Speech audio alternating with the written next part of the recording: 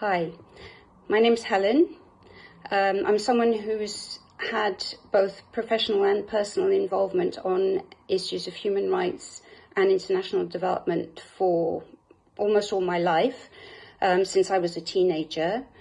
And now that my children have grown up, I've got a bit more time on my hands, and one of the things I've wanted to do is to get more involved with active campaigning.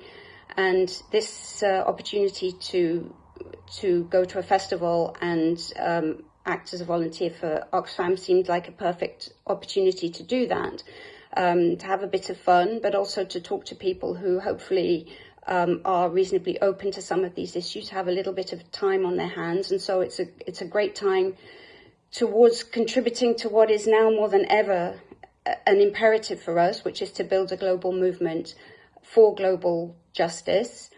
And I think that Oxfam's messages I can absolutely 100% endorse them and feel strongly about them, around issues of climate justice, around the taxing the rich, and also, though I hope it might not be relevant come the summer, but I fear it will, the question of stopping arming Israel. It's probably worth mentioning that I went to the West Bank and Gaza more than 30 years ago, but I saw things then which meant that I've stayed committed to the cause of justice for the Palestinians, and it gives me a certain amount of confidence in talking about these issues. Yes,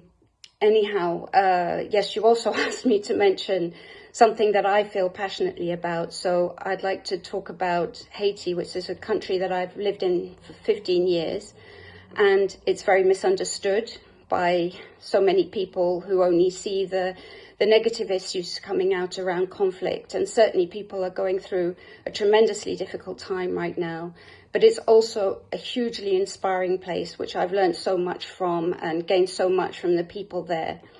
One of the most important things to know about it was that it's the first country that became independent from colonial rule other than the United States, the first black country to gain its independence back in 1804, more than 200 years ago.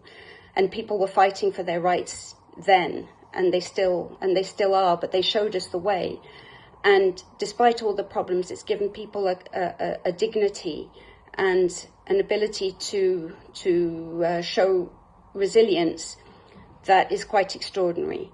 It's also a very beautiful country, with some amazing mountain scenery, tropical scenery, beautiful beaches, but above all, a really strong culture, which comes through in sometimes in literature and film, but also through dance, and especially the music, which is very much linked to the Vodou religion and traditional practices. I could go on, but I've gone over my time, so I'll stop there and hope to hear back from you. Thank you. Bye-bye.